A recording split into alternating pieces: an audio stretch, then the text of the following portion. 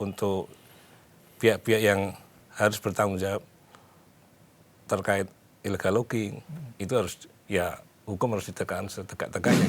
Hukum juga harus tegak ke atas juga ya. Artinya kalau memang dari beberapa ratusan perusahaan ini yang dianggap terlibat, kemudian ada satu perusahaan yang berafiliasi atau punyanya pejabat yang masih menjabat gitu, ya harusnya ditindak juga. Berkaca dari peristiwa bencana nasional COVID ya Bang, itu kan ada juga juru bicaranya. Mungkin netizen atau masyarakat menginginkan juru bicara satu pintu yang memberikan informasi secara jelas, secara akurat, secara terpercaya kepada masyarakat. Halo Sobat Sindo, air bah datang menggulung membawa nestapa. Tapi bukan hanya air yang menjadi pertanda. Ribuan kayu gelondongan tersimpan rahasia. Dari mana asalnya? Mengapa alam begitu murka? Kami akan mengulasnya di Sindoskop bersama jurnalis senior di Sindo News. Selamat datang abang-abangku. Selamat siang. Ya, kalau kita melihat banjir ini pertama kali terjadi sekitar tanggal 22 ya. 22 untuk yang di wilayah Sumatera Barat, Sumatera Utara, Aceh ya, karena saya mulai dari bawah. Kalau biasanya orang kan nulisnya Sumatera Utara, Sumatera Barat baru Aceh. Kan lompat provinsinya. Kita mulai dari bawah, Sumatera Barat, Sumatera Utara dan Aceh. Kalau kita lihat yang cukup mengenaskan, ada beredar video viral adanya kayu gelondongan yang kemudian banyak yang menduga terjadinya pembalakan liar di kawasan itu. Sebenarnya kalau kita lihat memang ada seperti itu nggak sih di wilayah utara Sumatera itu? Mungkin dari Mas Joni? Ya, sebelumnya kita mengucapkan bela sungkawa berduka dulu yang begitu mendalam atas musibah di penghujung tahun 2025 ini yang melanda 3 provinsi, Provinsi Aceh, Sumatera Utara, dan Sumatera Barat. Terkait fenomena gelondongan yang terseret arus banjir, itu saat ini sedang diselidiki, diinvestigasi oleh pihak berwajib, aparat dari Polri, TNI dan Polri. Jadi dari mana asal kayu gelondongan ini yang diduga berasal dari hutan-hutan atau pohon yang telah ditebang oleh oknum-oknum gitu. Kayu yang berdiameter besar dan terkelupas tersebut ketika hujan dan cuaca ekstrim terbawa arus banjir bandang ke permukiman warga. Nah ini yang kemudian menjadi dipertanyakan oleh masyarakat juga oleh netizen dan pemerintah. Kayu ini siapa yang bertanggung jawab di belakang kayu-kayu tersebut, dan saat ini sedang diselidiki, diinvestigasi oleh pihak penegak hukum, dan jika kedapatan perusahaan atau oknum-oknum dari masyarakat yang melakukan pembalakan liar, ini akan diberikan sanksi pidana, sanksi tegas oleh aparat. Sebenarnya kalau kita bicara sanksi pidana nih Mas Undu, kan sebenarnya udah lama ya. Udah banyak sanksi pidana terkait dengan pembalakan liar. Tapi kita tidak pernah mendengar apa sanksi yang diberikan, terutama untuk korporasi yang besar ya. Korporasi yang besar. Nah sebenarnya cukup efektif nggak sih penindakan ini? Atau jangan-jangan bisa kita lihat izinnya pun ternyata dikeluarkan oleh Kementerian Kehutanan gitu. Kalau Mas Undu gimana? Sampai sekarang pembalakan kan masih Terus terjadi berjalan, ya? terus terjadi. Dan tanda kutip itu ada yang ada mempunyai izin tapi dia menebang di luar konsensinya, atau yang illegal logging, memang benar-benar logging. Nah yang terkait gelondongan kemarin itu kan sebenarnya banyak pakar yang udah bicara, dari IPB, dari macam-macam itu. Salah satunya bilang bahwa itu akan sulit untuk diukur kayu dari mana kalau udah terbawa banjir ke hilir gitu ya. Tapi yang perlu kita garis bawahi bahwa kalau kayu itu tercerabut dari hutan aslinya, itu kan masih ada akar-akarnya.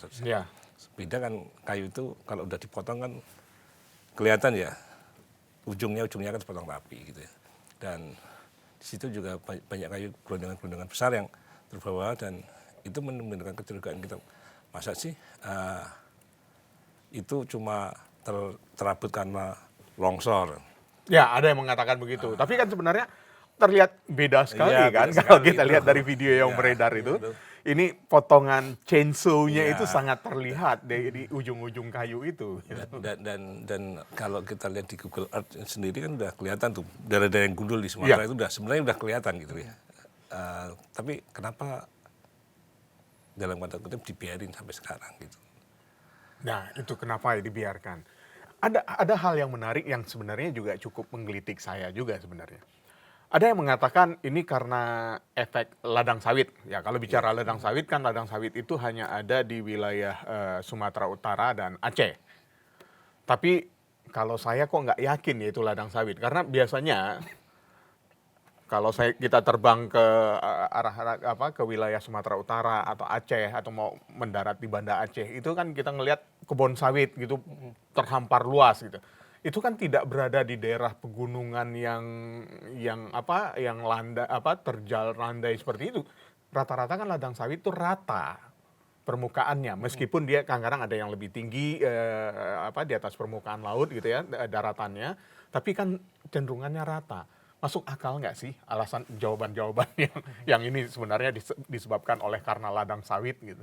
Ya kalau menurut saya sih, saya sepakat juga ya apa yang dikatakan oleh Walhi, bahwa banjir dan longsor yang terjadi di Aceh, Sumut dan Sumbar ini memberikan pesan keras bahwa alam sudah tidak lagi mampu menahan kerusakan yang dilakukan oleh manusia.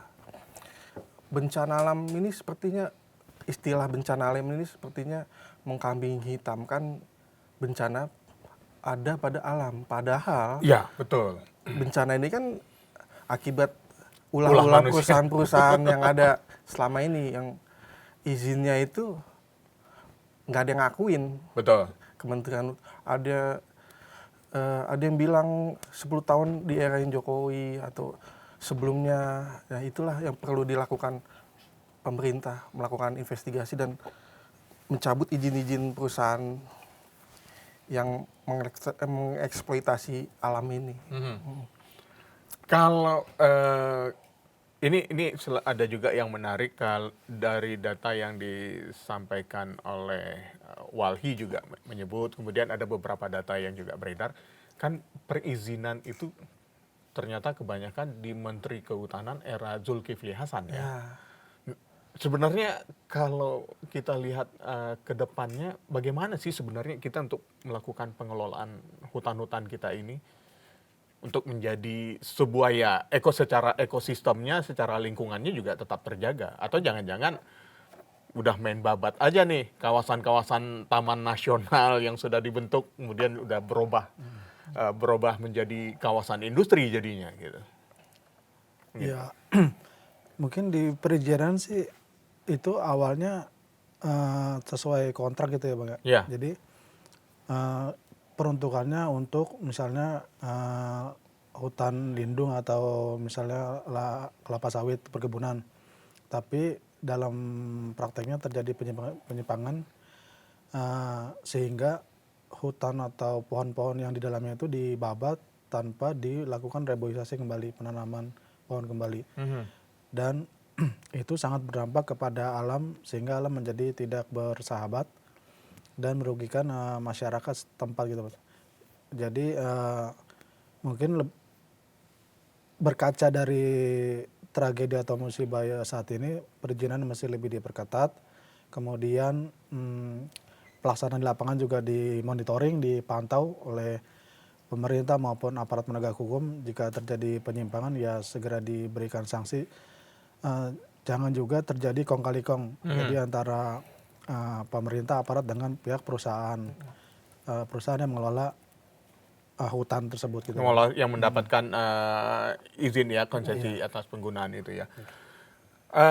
Kalau ke depan ya memang harus diperketat ya kalau kita lihat. Apalagi DPR Komisi 4 sempat mengatakan akan membentuk panja. Dan saat ini juga ada raker ya dengan Menteri Kehutanan. pada saat kita taping ini juga sedang raker dengan Menteri Kehutanan. Tadi sempat saya lihat sekilas, wah agak dibombardir juga nih pertanyaan-pertanyaan yang akan ditujukan ke Menteri Kehutanan terkait izin.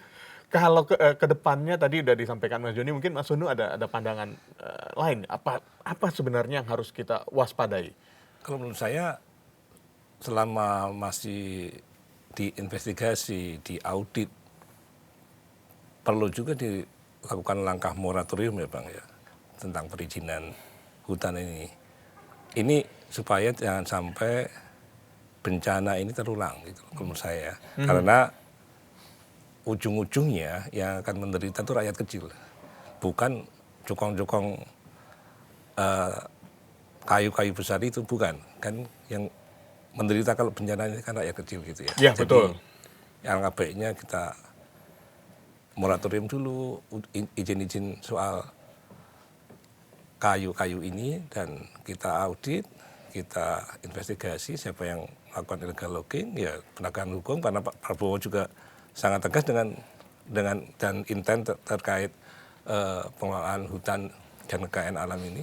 Saya kira perlu seperti itu. Dan untuk pihak-pihak yang harus bertanggung jawab terkait illegal logging itu harus ya hukum harus ditegakkan setegak-tegaknya gitu ya. Apalagi Presiden Prabowo juga mengatakan telah mengantongi korporasi, nama-nama yang diduga. Ini kelanjutannya sebaiknya gimana nih? Hukum juga harus tegak ke atas juga ya. Artinya kalau memang dari beberapa ratusan perusahaan ini yang dianggap terlibat, kemudian ada satu perusahaan yang berafiliasi atau punyanya pejabat yang masih menjabat gitu, ya harusnya ditindak juga. Harus ditindak juga jangan ya? sampai ada anggapan bahwa oh itu punya bapak itu, nggak ditindak. Ini punya si ini gitu. Jadi harus adil lah. Harus adil. Nah, dari kayu gelondongan kita sekarang lihatlah apa yang dirasakan oleh masyarakat atau warga yang terdampak dari banjir bandang ini, banjir bandang dan longsor yang terjadi di Aceh, Sumatera Utara dan Sumatera Barat ini. Ini kan fakta lain yang tadi kita sudah sajikan, ditemukannya kayu gelondongan. Namun ada fakta yang juga cukup menarik, yang juga ramai diperbincangkan oleh netizen, oleh masyarakat. Tidak adanya juru bicara ketika bencana ini datang. Ini saya juga sedikit agak gimana ya, kok netizen manggil-manggil 3 nama dan 3-tiganya juga ya sudah almarhum gitu loh. Kalau abang-abangku melihatnya dari perspektif kita sebagai media, dari sosok 3 orang ini menyampaikan informasi, sama nggak sih dengan pejabat-pejabat yang ada sekarang sehingga sampai akhirnya dihujat netizen? Iya. Iya. Saya pikir berkaca dari peristiwa bencana nasional COVID ya Bang, itu kan ada juga juru bicaranya. Mungkin netizen atau masyarakat menginginkan juru bicara satu pintu yang memberikan informasi secara jelas, secara akurat, secara terpercaya kepada masyarakat. Jadi jangan yang terjadi sekarang ini kan agak terjadi bias gitu Bang. Jadi pejabat satu ngomong apa, pejabat B ngomong apa, kemudian tidak sinkron. Jadi mungkin jika ada juru bicara itu bisa si juru bicara itu yang memberikan statement kepada masyarakat luas. Dan yang terpenting sih daripada terbentuknya juru bicara atau ada sosok juru bicara, pemerintah harus segera turun langsung memberikan bantuan, kemudian memperbaiki sarana-prasarana di lokasi bencana 3 provinsi tersebut Bang. 3 provinsi tersebut. Kemudian pejabat BNPB yang kemarin viral itu kan akhirnya minta maaf ya karena dia mengatakan ternyata mencekamnya di media sosial. Nah itu ke depan itu nggak boleh lagi tuh. Nah itu dia yang kayaknya perlu kita perbaiki. Jangan sampai begitu bencana besar melanda, seolah-olah negara kita hadir tanpa juru bicara. Kan itu yang kita agak sedikit miris melihatnya. Ya sebut sajalah, mungkin kita nggak perlu nyebut namanya, kita sebut aja Kepala BNPB Letjen Suharyanto. Maaf, itu kita nyebut nama ternyata bukan inisial ya. Ya itu sebaiknya jangan terulang kembali. Karena bagaimanapun kita dalam membangun komunikasi di dalam bencana itu kan harus dengan rasa empati. Kan? Nah, kalau saya melihat ya, mungkin nggak tahu kalau dari Mas Unu, Mas Yoni atau Abang Bongku ini ada yang agak berbeda. Pada saat juru bicara, ya kita sebutlah Pak Sutopo, kemudian juga almarhum, kemudian juga ada Kepala BNPB Doni Modarto, juga almarhum, kemudian juga pada saat COVID ada Pak Ahmad Yuryanto, gitu. Kan selalu memaparkan data-data berapa korban meninggal, luka atau yang terdampak mengungsi. Nah, ada beberapa kali saya membuat berita untuk kita tayangkan di Sindo News TV itu. Di awalnya jam 4, saya melihat data di data geoportalnya BNPB, jumlah korban yang meninggal itu jumlahnya sekian. Saya asumsikan pada saat itu saya lupa angkanya pastinya ya. Kalau nggak salah sekitar 745. Itu jam 4. 745. Saya ketiklah di naskah. Begitu mau tayang, jam 4:30, dan saya update kemudian di 4:30, data masih sama, belum diperbarui. Kemudian materi tersebut kita kita sampaikan ke masyarakat, ke pemirsa kita di Sindo News. Saya cek lagi, bukannya bertambah, tapi malah berkurang. Ini yang menurut saya menjadi keanehan dalam menyampaikan data, terutama untuk korban meninggal. Yang jadi pertanyaan kan, begitu saya mau mengedit naskah, ini hidup lagi korbannya atau gimana gitu. Ini perlu nggak sih diperbaiki seperti itu? Saya ingat, ini jadi panjang nih, jadi pertanyaan saya. Saya ingat pada saat eranya Pak Sutopo dulu. Selalu memberikan data, jumlah korban meninggal tuh angkanya naik. Jumlahnya naik. Atau kalau sudah tidak ditemukan lagi korban meninggal, cukup sampai di situ. Jadi nggak ada yang angkanya jumlah korbannya turun gitu. Artinya kan ada strategi dalam penyampaian data korban. Kalau abang-abangku melihatnya seperti apa nih dalam penyampaian data, terutama data korbannya yang oleh pemerintah ini? Itu memang saya sendiri ngalami ya, waktu kita mau naikin berita di portal Sindo News ini, kita cek misalnya di grup PNPB, itu awal-awal itu disebut bahwa Agam itu Aceh. Loh, habis itu langsung pada protes itu Bang dari Ya, teman-teman. betul. Agam itu Sumatera Barat. Sumatera Barat. Bang. Harusnya kan cepat direspon ya dari pihak BNPB meralat. Itu saya kok didiemin aja gitu ya. Yang kedua, kalau saya nilai sekarang ini kurang satset Bang. Kalau zamannya Pak Sutopo kan cepat memberi informasi pagi dan dia on call ya. Ya. Apa Pak sekarang update-nya? Ini berapa kali saya lihat di grup BNPB yang itu untuk teman-teman wartawan itu kok update-nya berapa jumlah korban, masih belum ada jawaban gitu ya. Menurut saya harusnya juru bicara atau kepala humasnya itu harus friendly sama wartawan gitu ya, sama media bahwa sekarang segini dan memberikan informasi up to date dari pagi, siang, sore itu dikasih informasi kan gitu. Kayak seperti zaman COVID kan ada ini ya, dari pagi itu berapa, Ya, siang betul, berapa. betul. Terus dia memberikan press conference gitu kan, kita tahu. Ini kok nggak ada gitu ya. Jadi kita kadang sebenarnya ada yang bilang udah tembus 800. Ada media yang bilang masih 780. 700 sekian gitu. Ini yang benar yang mana gitu kan kita.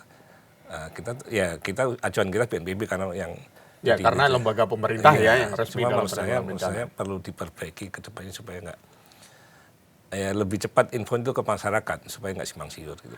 Kalau saya sendiri sebelum dijawab Bang, kalau saya sendiri pernah ngobrol dengan Pak Sutopo ya, dengan almarhum Sutopo terkait dengan data-data yang beliau sampaikan. Secara pribadi saya menyampaikan, Pak Sutopo, kenapa data yang Bapak sampaikan itu selalu berbeda dengan data yang beredar di masyarakat? Pak Sutopo dengan lantang menjawab pada saya, Mas, saya melakukan datanya ini, dari data ini kan terjadi di beberapa provinsi. Pada saat itu bencana apa ya gitu, terjadi di beberapa provinsi atau di beberapa kabupaten. Pasti laporan dari BPBD itu masih belum sinkron. Karena ini datanya sifat sementara dan BNPB sebagai lembaga yang memberikan informasi terkait penanggulangan bencana, maka datanya itu saya naikkan. Saya punya range kira-kira kalau saya sampaikan jam 10, range-nya berapa akan kenaikan jumlah korban. Nanti saya verifikasi dengan data sementara yang ada saya kumpulkan, oh ternyata masih di bawah total itu. Nggak apa-apa, itu dulu saya sampaikan. Kan jumlah korban kan selalu bertambah. Yang penting saya tidak menyampaikan korban meninggal itu berkurang. Karena ini jadi tanda tanya orang. Kalau korban hilang berkurang, itu wajar. Karena ternyata sudah ditemukan, entah luka kah atau seperti apa. Itu jawaban Pak Sutopo. Sampai saya bilang, sampai begininya Pak Sutopo dalam mengolah narasi untuk disampaikan ke publik gitu. Mungkin itu yang perlu diperbaiki ke depan atau gimana? Ya. Itu pasti perlu diperbaiki ya. Kemudian yang paling penting juga mengenai distribusi bantuan logistik kepada masyarakat. Nah, itu dia. Jangan ada politisasi di masyarakat. Bahwa kemarin kan sempat ada tuh beredar bahwa yang mau menerima bantuan ini harus warga miskin. Padahal kan yang ya, semua korban bencana. Korban, iya, jangan ada lagi oh ini yang pemilih ini nggak bisa di kotak-kotakan oleh pejabat daerahnya, entah RT atau RW. Mungkin ada kalau terkait distribusi mungkin, Mas.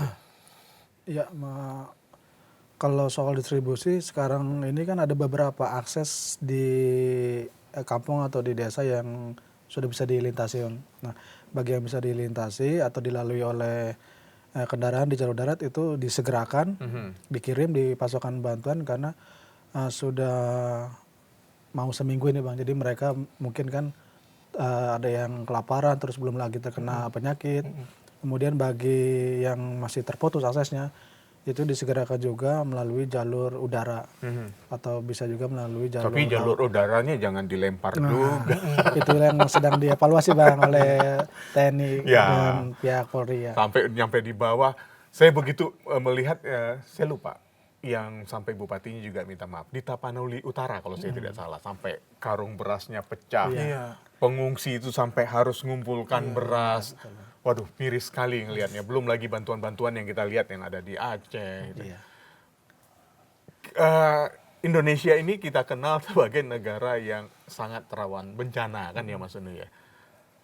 Kok kayaknya kita masih gagap terus ya menghadapi bencana. Gimana Mas? Sebenarnya mitigasi bencana itu kan udah digaungkan udah lama gitu. Udah lama sekali, betul. Mitigasi bencana. Tujuannya BNPB dibuat pun juga untuk itu.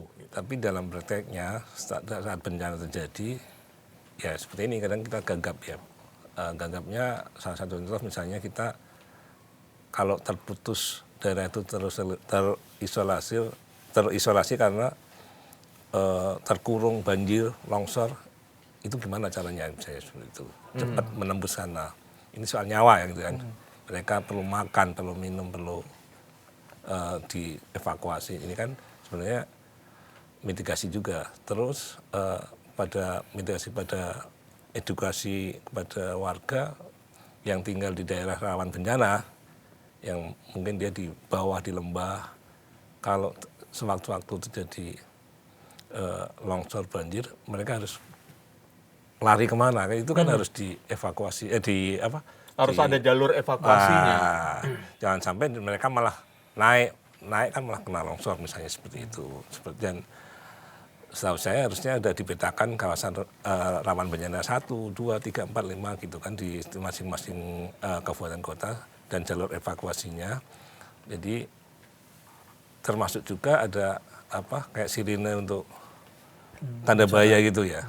Itu kan kalau saya berkaca dulu di erupsi Merapi kan udah dikasih itu kalau banyak 1, 2, 3 terus ada erupsi sirine kalau sewaktu-waktu terjadi. Itu itu menurut saya sangat penting gitu ya. Makanya agak rancu ya. Kalau di zaman nenek moyang kita dulu, setiap ada bencana, katakanlah erupsi gunung gitu, kentongan bunyi gitu. Padahal dengan teknologi sekarang sebenarnya kan gampang ya. Atau jangan-jangan kita karena sudah merasa sudah membuat SOP-nya, ya gimana prosedurnya jika kita menghadapi bencana, akhirnya kita abai untuk melakukan latihan terus. Kalau kita lihat Jepang, itu kan kayaknya di sekolah-sekolah tuh rajin sekali anak-anak sekolah itu yang mitigasi gempa, padahal hanya dibuat bunyikan sirine manual apa yang harus dilakukan. Perlu nggak sih yang itu dilakukan di negara kita ini? Sangat perlu, Pak. Perlu ya.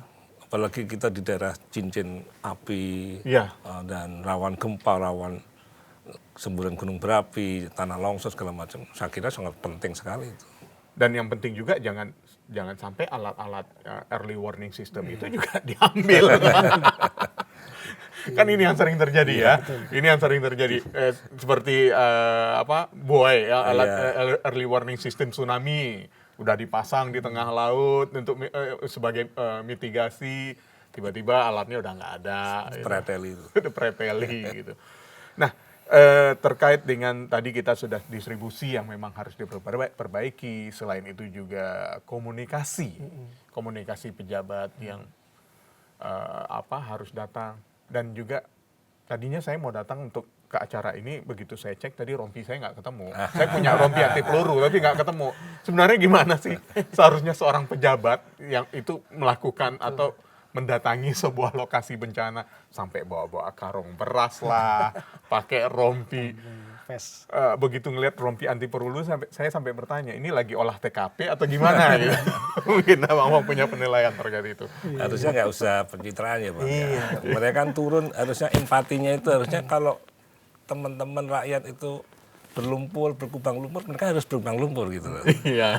Janganlah mereka istilahnya menciptakan dengan stylish pakaian begitu, terus juga ada yang ya seolah diceritakan sedang membawa sesuatu untuk pengungsi. Sebenarnya kan yang dibutuhkan itu kepedulian dan empati ya, yang tulus itu ya.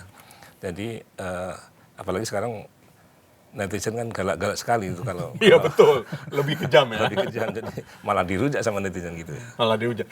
Nah, untuk sebenarnya apa sih yang harus dilakukan oleh pejabat dalam hal ini? Apakah cukup, kan kita punya lembaga BNPB, kenapa nggak di-pool aja? Kalau saya membayangkan begitu ya, saya membayangkan mungkin pada saat tsunami Aceh 2004, itu kan terlihat sekali ya, 2004 betul. Itu kan terlihat sekali, di-pool semua di bandara, kirim, distribusi ke Aceh dengan menggunakan pesawat gitu. Sampai airline pun juga dikerahkan. Jangan-jangan ini kalau ngomongin airline, kita sampai ada juga yang sempat viral. Harga tiket ke lokasi bencana itu ternyata sekarang makin naik oleh airline gitu. Kan ini juga parah, padahal sebagian orang niatnya untuk turun sebagai relawan tapi harga tiket mahal. Sebenarnya terlalu banyak harus yang kita perbaiki ya. Betul. Nah, kalau kita sendiri mungkin ya, mulai dari Mas Joni dulu sebagai penutup. Apa sih sebenarnya yang harus kita lihat ke depan, bagaimana kita melakukan mitigasi bencana ini agar kita tidak gagap, supaya lancarlah koordinasi. Mungkin cukup satu orang yang jadi juru bicara gitu, atau satu lembaga yang jadi juru bicara. Jangan semua, kemudian apalagi kalau kementeriannya cukup di pool di mana gitu, di BNPB kah atau gimana. Gimana sebenarnya ke depan? Kalau dalam visi kita sebagai dari sudut pandang kita sebagai jurnalis. Mengenai mitigasi bencana, ada baiknya seperti yang tadi dibilang di perbincangan, perlu juru bicara gitu Bang. Perlu juru bicara yang bisa memberikan komunikasi kepada jurnalis, kepada masyarakat, terus memberikan data-data yang akurat, terus memberikan jumlah korban bencana gitu. Juru bicara baik dari elemen pemerintah, dari misalnya pilihan-pilihan tertentu dari ormas atau dari mana saja. Kemudian mitigasi bencana di lapangan ke depan perlu diperbaiki, ditata ulang kembali, dievaluasi apa-apa yang kurang dari mitigasi bencana yang terjadi sekarang ini, Bang. Nah, seperti penyaluran distribusi, pemberian edukasi kepada masyarakat wilayah atau zona merah terdampak bencana. Di beberapa provinsi ada zona-zona merah itu yang rawan bencana, baik itu banjir, longsor, maupun erupsi, gunung erupsi. Nah, itu diberikan edukasi, mereka diberikan pemahaman, siap-siap kalau terjadi sesuatu yang tidak diinginkan. Apa langkah mitigasi yang harus Apa dilakukan langkah gitu ya. mitigasinya? Jadi masyarakat paham ya. Mungkin ada tambahan. Saya nambahin, distribusi bantuan ini harus segera dilakukan supaya jangan sampai ada terulang kembali penjarahan di toko-toko, minimarket atau sebagainya. Karena bayangin aja kan, Harus gerak cepat iya, juga ya. apalagi dari Jakarta ini kan yang mengumpulkan donasi kan banyak juga, sampai miliaran, Sampai miliaran, betul. sampai ada influencer juga mengumpul. Nah, itu jangan sampai sia-sia yang disumbangkan masyarakat. Terkoordinir dengan Iya. baik ya.